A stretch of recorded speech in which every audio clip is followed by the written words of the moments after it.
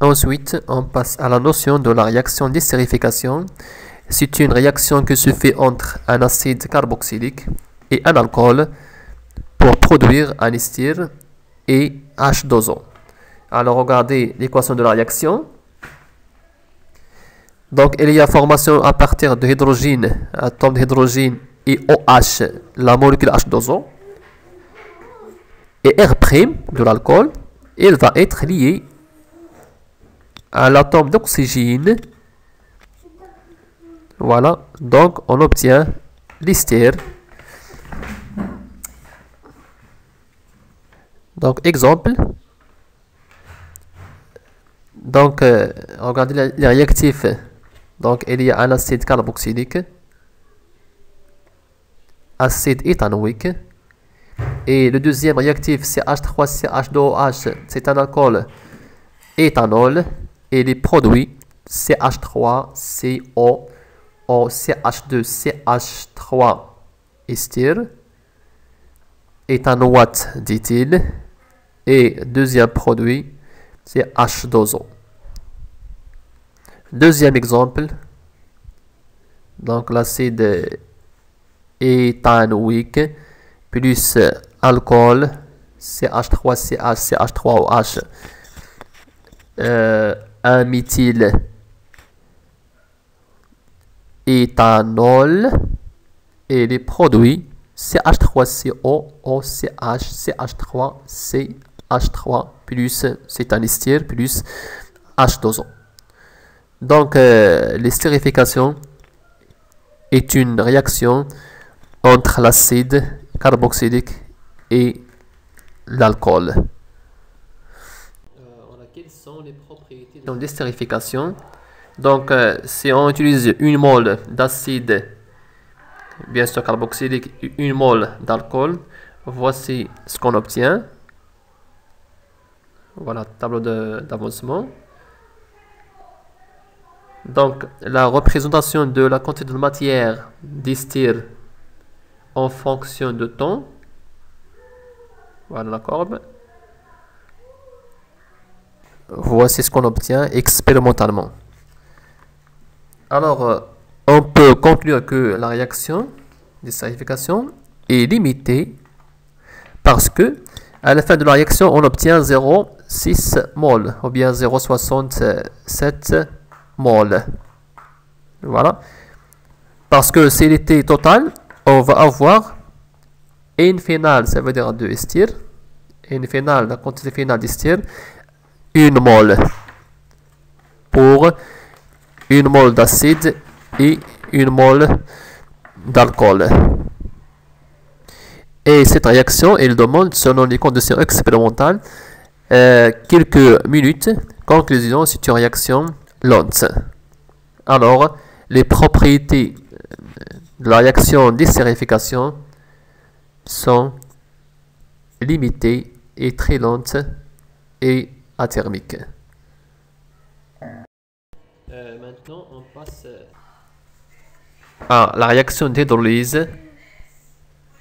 Donc, c'est une réaction qui modélise la transformation spontanée d'un ester avec l'eau pour produire un acide et un alcool.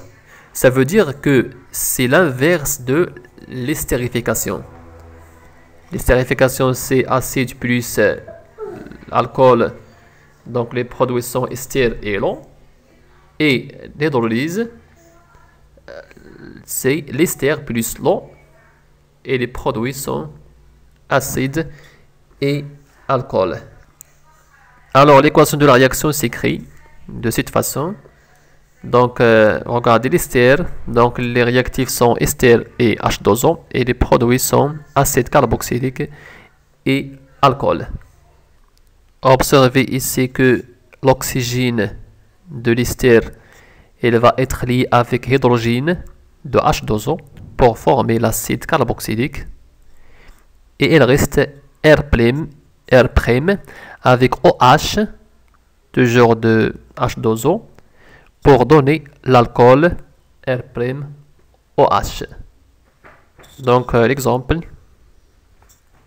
Voilà la réaction entre 3-méthylbutanoate d'éthyle, c'est un ester, plus la molécule H2O, donc les produits acide 3-méthylbutanoïque, l'acide, plus éthanol, ça veut dire alcool. Voilà. Donc, et la réaction d'hydrolyse est aussi limitée, très lente et athermique. Dans une réaction d'estérification, un acide carboxylique réagit avec un alcool pour donner un ester et H2O. Dans une réaction d'hydrolyse, un ester réagit avec H2O pour donner un acide carboxylique et un alcool.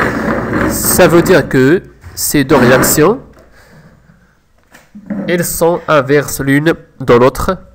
Et nous avons vu que les deux réactions sont limitées. Ça veut dire que à la fin de la réaction, on obtient ce qu'on appelle un équilibre chimique.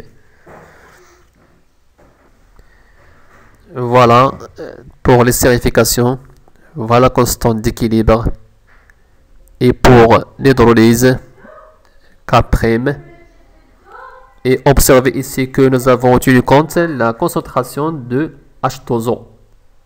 Parce que c'est une espèce comme les autres. Ce n'est pas un solvant ici. Dans les équations d'estérification et d'hydrolyse. Voilà, et le rendement d'une transformation chimique, par exemple le rendement d'une transformation d'estérification, est égal au rapport de la quantité de matière d'ester expérimentale par la quantité max, la quantité finale max.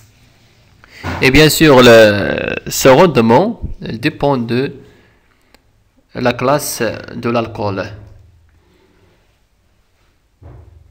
Et bien sûr, N finale de ester, c'est la quantité finale expérimentale. Et N max, c'est la quantité théorique.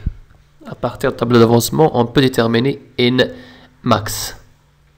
Nous avons vu que les réactions d'estérification et d'hydrolyse sont des réactions lentes, mais on peut contrôler leur vitesse de la réaction. Ça veut dire on peut augmenter la vitesse de la réaction. Alors, pour augmenter la vitesse de la réaction, soit par d'élever la température, ou bien l'utiliser d'un catalyseur, parce que la température et le catalyseur sont des facteurs cinétiques. Les ions H+ sont des catalyseurs pour l'estérification et aussi pour l'hydrolyse. Alors, observez le graphe. L'augmentation de la température permet d'atteindre l'état d'équilibre plus rapidement. Voilà. Et on atteint encore plus rapidement l'état d'équilibre si on ajoute un catalyseur.